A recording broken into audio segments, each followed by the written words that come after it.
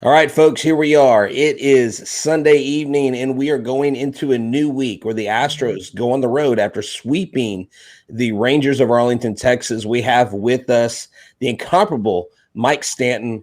We have a World Series champion in our midst. Eric is back from his trip, and we are going to cover everything Houston Astros, not only the sweep, how important this next road trip is, and who are the Astros targeting and who do we think they're going to get.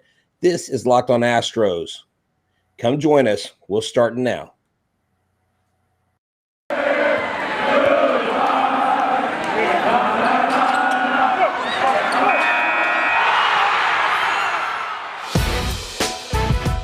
It's the Locked On Podcast Network, your team every day.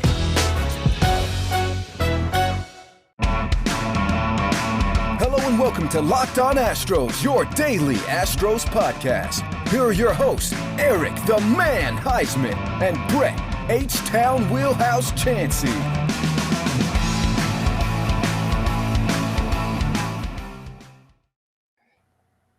We are Locked On Houston Astros, and we hope that you join us for a daily Locked On Astros podcast. My name is Eric Heisman. You can find me on Twitter at Eric Talks Stros. Find the show at Locked On Astros, your team every day. Brett, where can I find you at? They can find me at H-Town Wheelhouse on Twitter and at Stros411 on Twitter, Instagram, and Facebook. Always positive, always Stros. I know, Mike, they can always find you on TV, but where can they find you on Twitter? Yeah, Mike Stanton 29 is where you can find me just about any time on Twitter. All right, guys, I know the draft is over, but if you want to hear some more about the Houston Astros prospects, you can always go check out the Locked On MLB Prospects, hosted by Aram Layton. He brings you player interviews and farm system breakdowns every day. Subscribe to Locked On MLB Prospects on his Odyssey app or wherever you get your podcasts.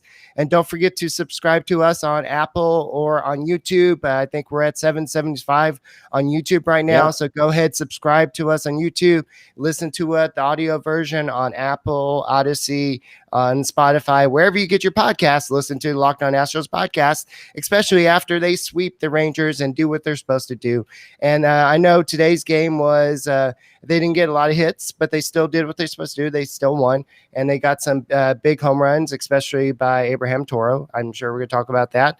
We're probably going to talk about that near no-hitter yesterday, and I want to talk to I think we've already talked to you about this, Mike, but what's going on with Framber Valdez's control? It seems like this is every time you come on, we talk about this, but there's a lot going on, especially a very hard road trip on the West Coast. So we will talk about this and more on today's Locked On Astros. So what do you want to get started with, Brett? Yeah, so let's just start with the sweep. Let's start with the subject at hand, where the Astros there, Mike, it seemed like we're having a hard time beating bad teams. They were struggling against the lower tier teams where they were beating up the good teams. And everybody's like, well, they're playing down on their competition. Of course, we caught the Rangers in a bit of a slump. And when you're a bad team and in a slump, you're probably not going to win many games. What did you see out of the Astros this weekend that you liked that happened in this sweep? You know, I think what you saw this weekend from the Stros is pretty simple. You know, they're a very good team, and they can beat you in kind of any different way you want. I mean, they can outslug you, they can out defense you, they can definitely outpitch you, and you know. The Rangers came in, yeah, they were struggling, and to say struggling a little bit, I think, is being nice. I mean, you're talking about a historic struggle here where they actually haven't been leading in a full inning in well over 100 innings now. I mean, it's pretty incredible how much they've struggled. And when you do that, it's actually struggling in every aspect.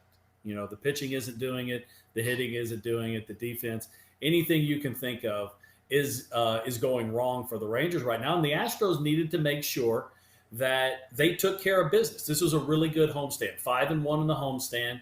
But having the Rangers come in, and they've handled the Rangers pretty mightily here at Minute Maid Park. But Arlington, a little different story. We can talk about that a little later if you'd like. But, you know, they play very good baseball here at home. They like to pitch here. They like to hit here.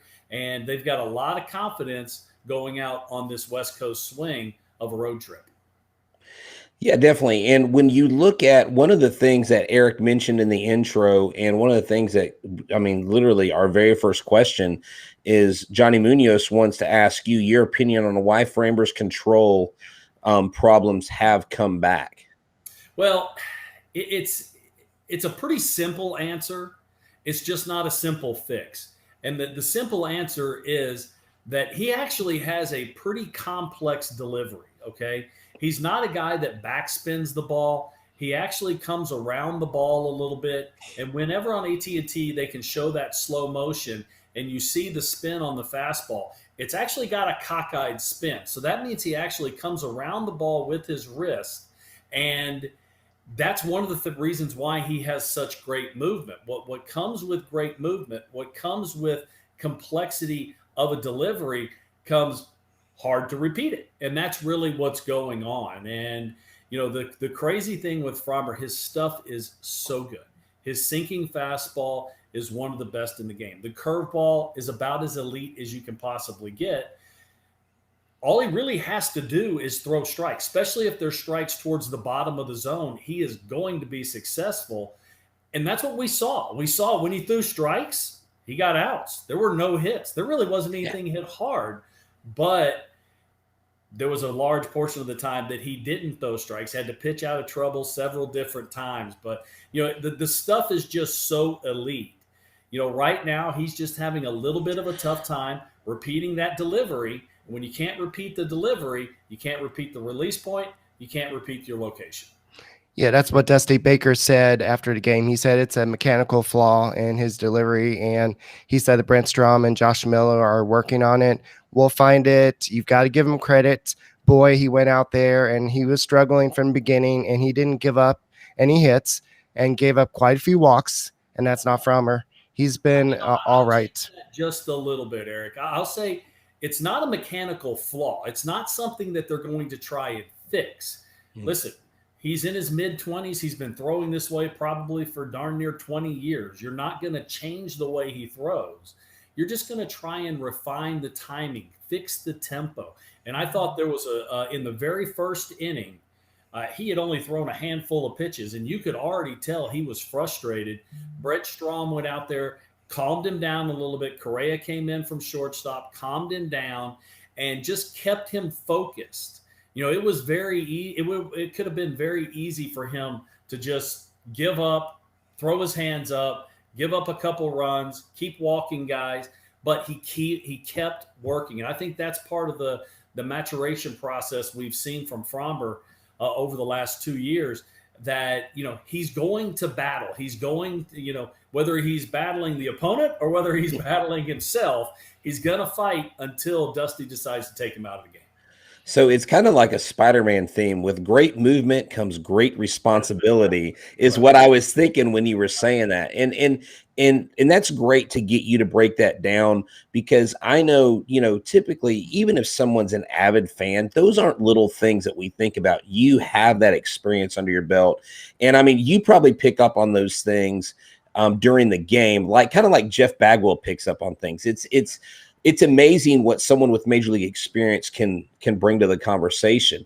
And one of the things that's impressive is, even though this offense has not been as great as it has been in the past, Johnny Munoz points out they are still 13-6 this month. And that's with kind of the offense sputtering a little bit. It's somewhat impressive of a run that they're still on. Yeah, it is. And this is how good teams are. There's no one that pitches well all the time. There's not a team out there that hits the ball all the time.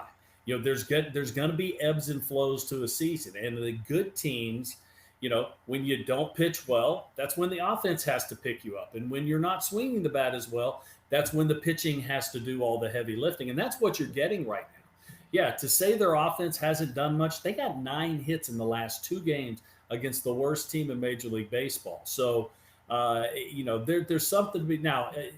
Yes, they had a tough pitcher yesterday, but still, it's one of those situations that you have to find a way to win. And this team right now, especially at home, they find those things. They find their confidence is so high at Minute Maid. They come in not with thinking, we got a chance to win today. They come in thinking we're going to win today. We're just not exactly sure how we're going to do it. I bet you a lot of people who were betting on that game yesterday when Framber was pitching and issuing all those walks, and they would have been like, oh, he's probably going to last only 3 innings. But so betonline.ag is probably a good resource to look. So Brett, tell us a little bit about BetOnline.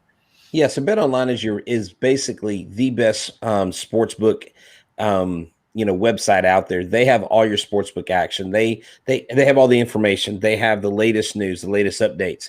And you can go right now and bet on the World Series odds. You can bet on who's going to make the playoffs. You can probably bet on who's not going to make the playoffs.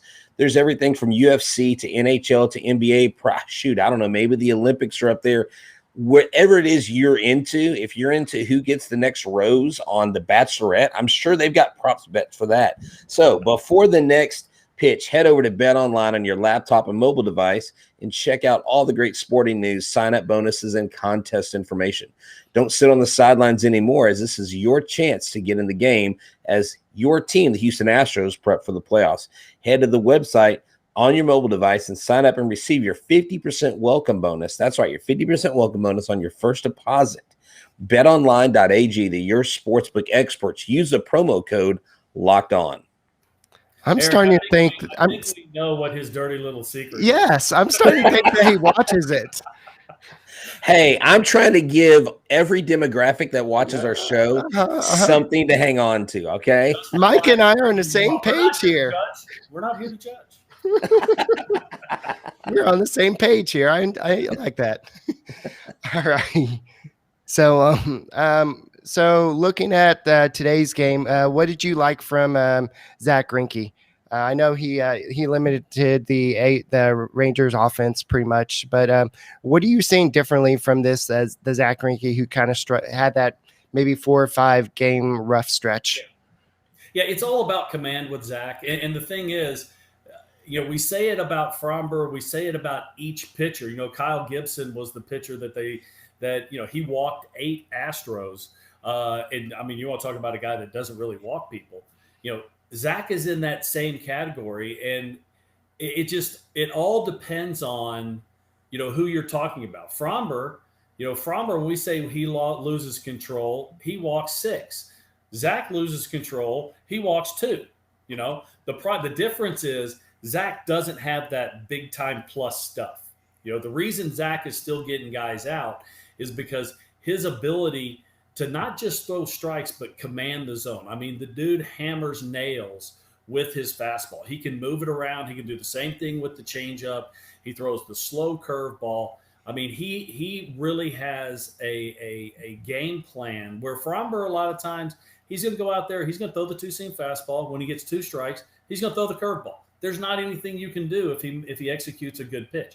That's not Zach. Zach has a game plan for every single hitter, for every single at bat of every hitter, because he's not going to he's not going to throw the same thing at bat after at bat, because then he's going to be predictable. So Zach was just standard Zach Greinke today. I thought he did a nice job of commanding the zone. Yeah, he got in trouble a little bit there. What was that, in the 7th inning? And then Christian Javier came in and just did a tremendous job getting the strikeouts. The reason he was there is because he's got big time swing and miss stuff, whether it's the riding fastball or the dirty slider down. He got the strikeout, got the ground ball, and he was really the MVP of the game. But Zach was good today. I didn't think he was great, but I thought Zach, pitched himself out of trouble a couple times, just like Zach is going to do. But when you don't have plus stuff and you don't throw hard, you're going to give up hits usually. Yeah, he did that today. But what was amazing, you mentioned his fastball. It was maybe hitting 91. I saw maybe one that hit 92. But the 92, because of all his other off-speed stuff, looks like it comes in so much harder. And that's got to be so tough. A batter, when you're going up in the box, you're Jose Canseco, and you're expecting like an Aroldis Chapman or someone to be throwing 99, 100. You've worked on that, but then you've got this guy throwing 60, 70, low 80s, right. And then he throws his fastball. That fastball now seems like it's coming in twice as fast because your timing is off. And That's what's amazing is, like you said, his durability. He doesn't have to pound that strike zone, and he does move that fastball around magically, it seems like. Yeah, and that's how he has to do it. And, Right. his fastball does play up. And what I mean by that is, yeah, he's going to throw his fastball from 89. He's going to top out at 92. But most of them are going to be 89, 90, somewhere in there. But the term plays up. What that means is it seems like to the hitter, he's throwing harder because of his off-speed stuff, because of his command. Because, he can throw the curveball in there at 67 miles an hour and still throw it for a strike, it makes that fastball even better. And the delivery itself, even though it's about as simple as you could possibly get, he's got that little hesitation. And that just goes even deeper into the deception he has. It's almost like, he's in slow motion. And then all of a sudden the ball comes out and it comes out okay. It's not really hard, but it can kind of surprise guys. Even in their second or third at bat, that fastball can still sneak up on them. And it's because of that deception in that delivery being so slow and methodical. Right. Christian Javier pitched really great today. I think the TV crew was talking about them being surprised that he stayed in for that second inning. But also Ryan Presley came in and got his 18th save on the season, and that was his 40th appearance of the season. And if I'm correct, that will trigger his 10 million club option for 2022. So that means that he will be. Yes. So nothing short of spectacular. I know we're going to talk about possible trade options here in a few minutes, but he has been, to tell you the truth, for a guy that's never closed or has closed very little in his career, coming in and basically being given the job. I think he's done a remarkable job because that's not easy. Everybody can't close. There's been many guys that have been tremendous short relievers that can pitch in the eighth that can't pitch in the ninth. Right. And so he's done a great job. But Christian was nothing short of spectacular. I mean, at one point before the double play, it was a 3-1 count, bases loaded, 1 out. And you're like, oh my goodness. But he still was able to get the ground ball, get the double play, get Zach out of trouble because right. all 3 runners on were because of Zach. And I'm sure that Zach gave him a big old high five and a hug once he got to the dugout. Owes him a big steak dinner or something. So that was a $10 million club option for 22. And if he gets any more appearances this year, the option will vest. So, wow. Hopefully he gets 20, but I'm sure the Astros are going to give him that 10 million, no question. So, now let's go ahead and kind of switch towards the trade market. I know that there was some talk about Max Scherzer. Do you buy that at all, Mike? I take that one with a grain of salt. And I think Max also came out of the game today with a little injury. I don't think it's serious or anything like that. But, when you're only talking about a few days to the trade deadline, you pay attention to everything. But that one, I understand you bring in a first ballot Hall of Famer. Guy still has tremendous stuff, still throws very hard. He's a big time presence. I mean, you remember what happened in 2017? You brought in Verlander, who actually was not throwing the ball well when he came to Houston. He was really the thing that solidified the whole team and got them going in the right direction. And so maybe you're trying to catch a little lightning in a bottle. But with Max, and it's got nothing to do with Max Scherzer, the pitcher, or the competitor. It's just that seems a little ambitious. Yeah, I think the mindset in that is if they are really just 100% all in, they go out and, make big moves like Scherzer. There are guys out there, Rogers in, Minnesota, who I've been hearing that he's someone that the players would like to have in town. And you've got this Chafin guy that we went over. We had a really cool trade deadline special. If y'all are watching and y'all didn't get to see that, you have to go back and watch those episodes. We basically broke down, Mike, the Astros 40-man roster, and there was a heat map that that one of our listeners made, Larry the GM, and it showed the Astros' biggest needs.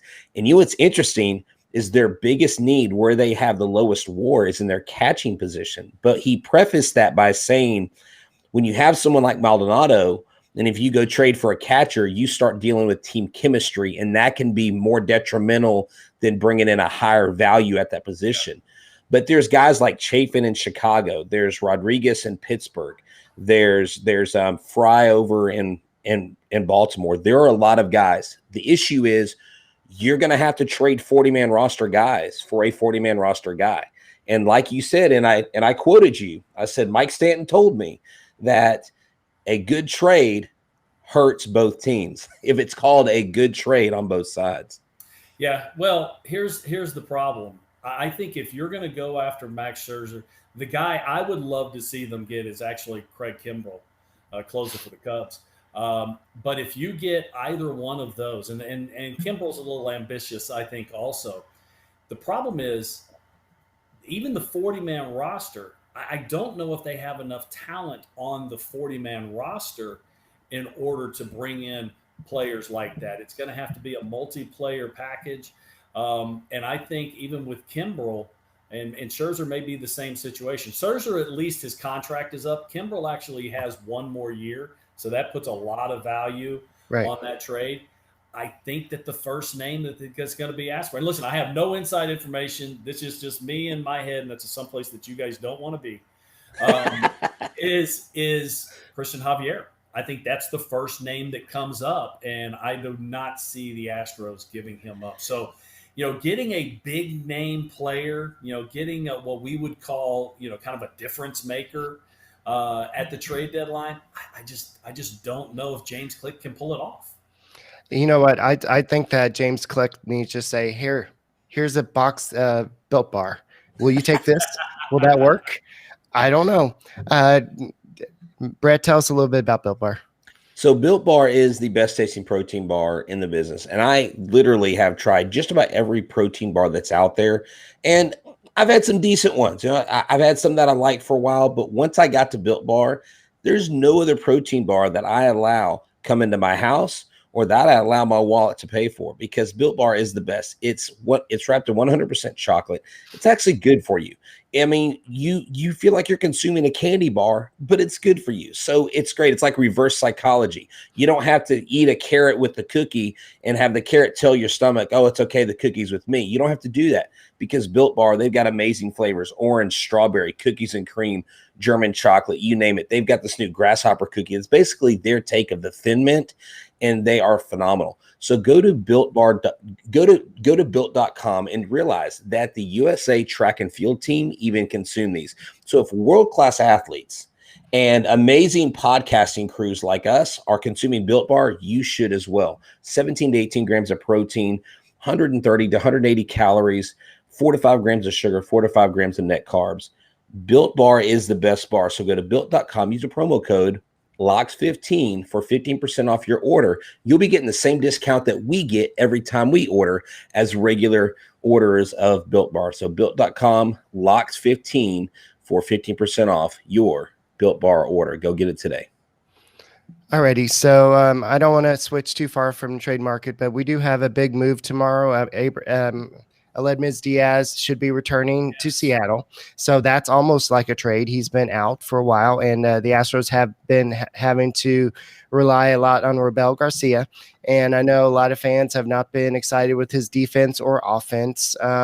Who do you see, Mike, getting optioned down when Diaz gets activated? I know Abraham Toro is kind of the he's kind of the prospect that a lot of people are betting on. Robel Garcia is kind of the journeyman. Robel is kind of utility guy, but Abraham Toro can kind of play third base, maybe a little bit of first base, maybe a little bit outfield, maybe. But who do you see going down? Yeah, in my opinion, it's gonna be Abraham Toro. I mean, he's already been on the shuttle back and forth.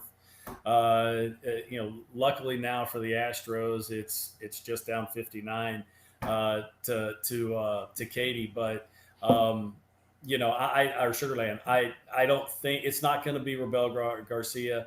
You're talking about a guy that's more of a veteran guy that's on a big league deal. So they're going to owe him his money regardless. I would be surprised if it's not, if it's not Abraham Toro. Nice. Okay, so I don't know if World Traveler's pulling our leg or not, but she said, I'm still in New York and Locked On is on the Times Square mega screen. If you can take a screenshot of that, World Traveler, you just made my day. I think my heart just leapt. That was weird. I'm sorry. It totally threw me off. But Robel Garcia, he had 3 hits the other day. Yeah. And Mike, I failed in the stands. My son and I, for Father's Day, got really good tickets to the game where he had 3 hits. He hit a foul ball, and I reached, and I had full extension, and the ball missed my glove, right, by like 2 inches. The guy next to me put his hand up. It bounced off his hand. So people 2 rows in front of us caught the ball, and I didn't even know. It was some friends of mine I grew up with. Didn't even know it was them the whole time. They were like, hey, we caught this ball. It rolled down to us. Some guy hit it off his hand. So I tried. I guess I just don't have the stuff. I mean, that ball was screaming. But he got those 3 hits. Did you miss off the end of your glove? No, it didn't even. That ball tailed away from me so fast, and I had a full extension. Are you sure you didn't gator arm it a little bit? It coming in. I might have done this. Just a little T-Rex arm. Yeah, a little T-Rex. Maybe I felt the extension. Maybe in my mind I was this. Maybe I was like this because that ball was screaming. I can feel you there. But we need guys like that. I mean, if he's going to be up here, he's got to produce. Here's the problem. We being Astros fans, have been so incredibly spoiled over the years, whether it was with Marwin Gonzalez or whomever it may have been.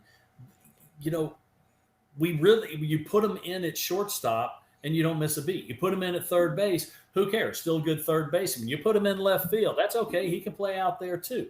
And we've been so spoiled with not just the Astros starters. We know how good those dudes are. In my opinion, this is arguably the best defensive club overall in all of Major League Baseball. And we have just been spoiled because it's been this way for the last 5 or 6 or 7 years.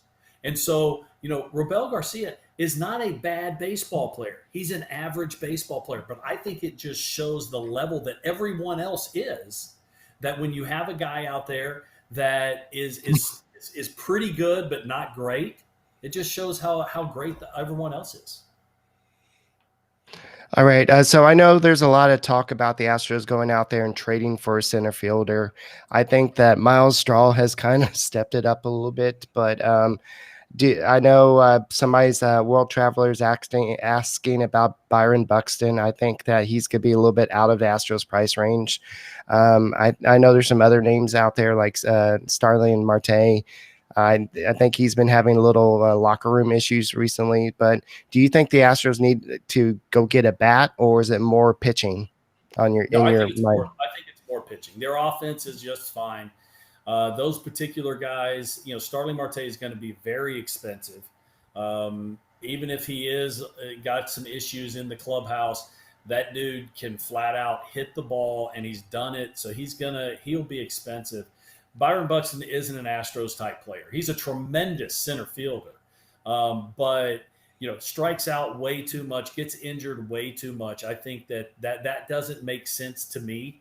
I don't think they go out and get. I don't think they go out and get a position player. I think it's pitching. And tell you the truth, I think it's more bullpen than starting rotation. I actually feel like unless they can get, lightning in a bottle and really win a deal for a starting pitcher, I think it's more reliever.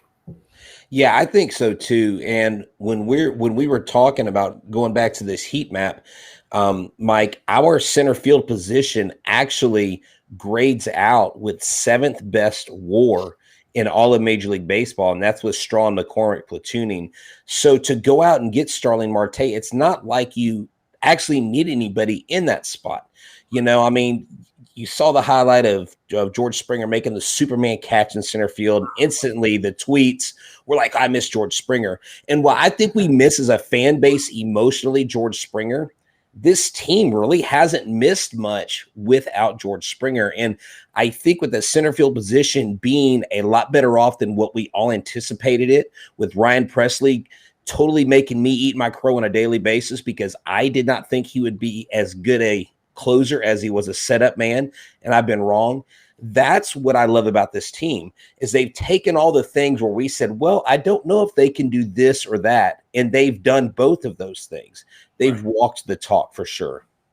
Well, the thing is with Straw, he got off to a really tough start, and it lasted for quite a while. But coming into this, we had seen Straw up and down several times over the years, and at some point you have to figure out who he is. Is he a player, or is he just a minor league guy that can perform well at the minor league level? And I think it's taken him some time, but I think you have to give credit to Dusty and to James Click for sticking with him and saying, okay, you know what? You have to either play yourself into a position or out of a position. And probably over the last 6 weeks or so, maybe 2 months, he has really started stepping it up, both offensively, defensively. He's getting much better jumps. He looks much more comfortable. And I think some of it, there was just a question in his own mind whether he was a big leaguer. That goes along also. We get, I'm going to go use this word again, we get spoiled in Major League Baseball by guys coming up like Ronald Acuna Jr., who is just a dude from day one. Yordan Alvarez was a beast from the time he stepped into the batter's box the first time at Minute Maid. We get spoiled thinking, oh, well, that's how it is. In reality, that's not how it is. It's a big jump from AAA to the big leagues, and some guys make that jump a lot easier than others.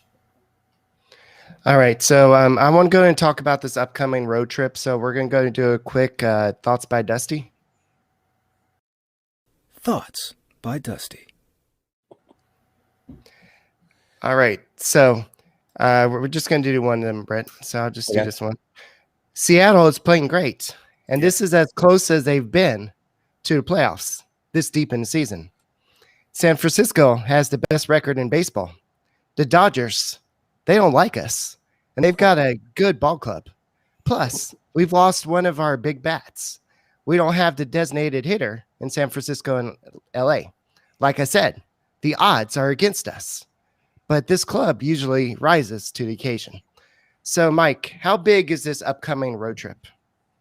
It's a big road trip. I'm not going to say it's going to make or break the season. They're playing well. They've got a nice lead.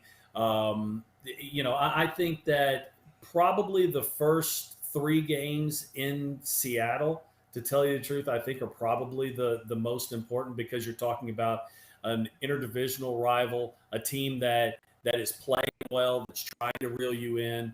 The thing that the Astros have going for them, they have played very, very well in the Great Northwest. They have handled the Mariners in Seattle over the last couple of years. So it's a different team they're playing now, but any player, when you've performed well and your team has performed well in a city, in a stadium, you just come in feeling relaxed.